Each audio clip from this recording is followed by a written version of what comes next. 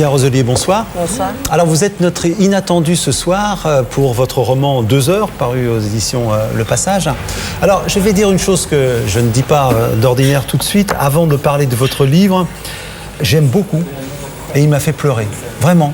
Il m'a fait pleurer. On va en parler. Non, pas désolé, au contraire. C'était de très très belles larmes et je ne les regrette pas. Alors d'abord, parlez de vous, votre bio. Vous êtes né en 71, c'est pas encore indiscret, on a le droit de le dire. Vous avez fait des études de droit que vous avez arrêtées très rapidement parce que vous êtes passionné par l'écriture. Alors vous avez pris un travail de juriste et vous écrivez la nuit. Alors ce livre, pourquoi il m'a à ce point ému? Ce livre, simplement déjà en dire l'histoire et on va comprendre.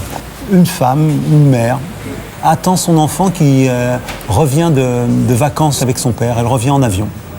Et on lui annonce que cet avion, un avion, s'est écrasé à Sharm el-Sheikh, un petit peu après le décollage. Donc cette femme pense que sa fille est morte. Et elle va le penser pendant 2 heures, d'où le titre du roman. Et ce livre, je crois, est autobiographique. Alors qu'est-ce qui s'est passé ? L'événement, le point de départ, c'est exactement celui-là. Elle était partie en vacances avec son père et elle devait revenir ce jour. Et puis cette mère, en l'occurrence moi, dans la vraie vie, allume la radio et sur toutes les ondes, il y a l'annonce de cette catastrophe de Sharm el-Sheikh et l'avion qu'il devait prendre avait les mêmes horaires d'atterrissage et de décollage. Donc après, c'est tout le temps qu'elle imagine que son enfant est mort dans cet avion. Alors, ce temps, elle va le découper. J'allais presque dire comme pour le savourer dans son travail de deuil, parce qu'elle se fait tout un plan de deuil. On la découvre au lit avec l'homme avec qui elle vit. Et après, les choses s'enclenchent comme un matin ordinaire. Et elle a un coup de téléphone, sa mère lui apprend la nouvelle. Et après, quand on écrit un livre comme ça et quand on a vécu ces heures-là qui ont été plus longues, je crois, que les 2 heures dans la réalité, qu'est-ce que l'on veut faire? De quoi on veut se débarrasser ou qu'est-ce qu'on veut conquérir?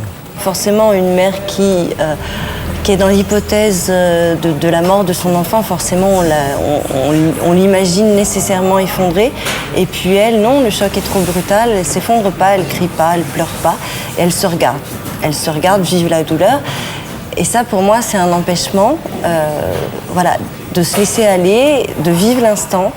Et elle est sous contrôle de la douleur. Elle regarde se faire la douleur, elle se regarde éprouver la peur, le froid, éprouver la crispation des muscles, le tremblement. Elle se regarde, voilà. Et minute par minute, j'ai voulu décrire ça. Il y a aussi cette espèce d'injustice de la douleur parce qu'elle est accompagnée par cet homme, qu'elle appelle l'homme, qui est là tout proche, donc qui est celui qu'elle peut mordre parce qu'elle a mal, et qui, lui, semble très attentionné, qui semble essayer de l'aider et qui est quasiment victime de cette injustice, de cette douleur qu'elle ressent.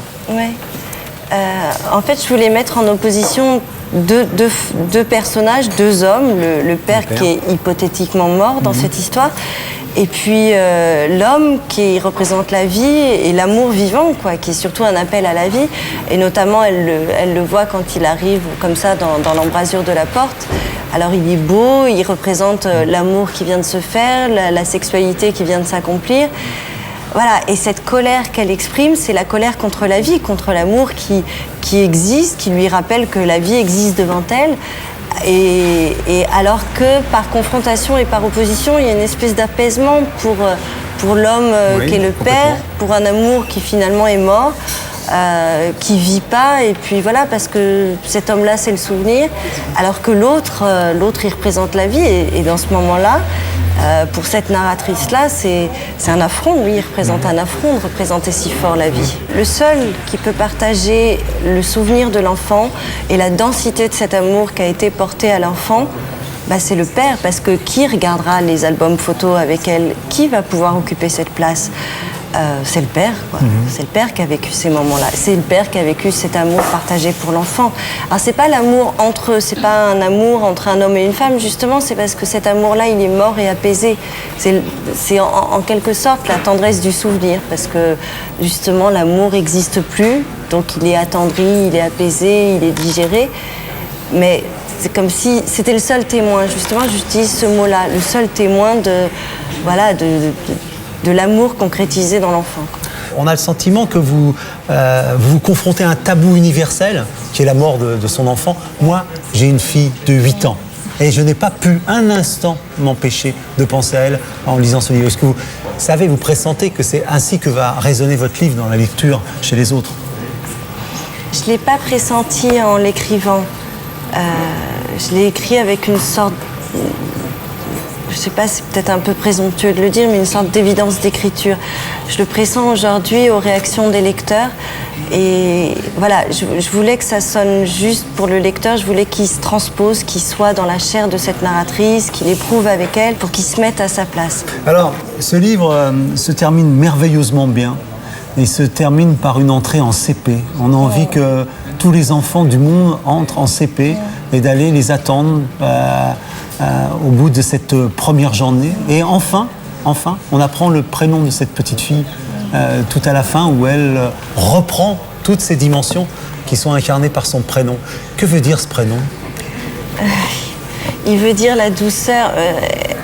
Elle s'appelle Mei. Mei dans le prénom asiatique, comme ça, c'est une espèce, je trouve que, voilà, c'est une forme de douceur, c'est une Mei, quoi. Et c'est l'onomatopée qui a du baiser, le M de maman, c'est plein de choses. Et en même temps, c'est... Le M d'amour. Le M d'amour et le M de cette pensée qu'on partage avec toutes ces mères qui, elles, ont attendu leur enfant et qui n'est pas arrivé. Alors en tout cas, moi, au terme de cet entretien, je voudrais dire à tout le monde de lire ce livre. Vous allez pleurer, vous allez avoir des nœuds, vous allez être tendu, mais c'est du bonheur absolu. Et là, à cette heure-là, tout ce que je me dis, Marie, j'espère que ma fille dort bien, tout simplement. En tout cas, je voulais vous remercier. Merci beaucoup, c'est vraiment un très, très, très beau livre. Je rappelle votre livre, Sylvia Roselier, 2 heures, Le Passage, demain, dans votre librairie, tous. Merci.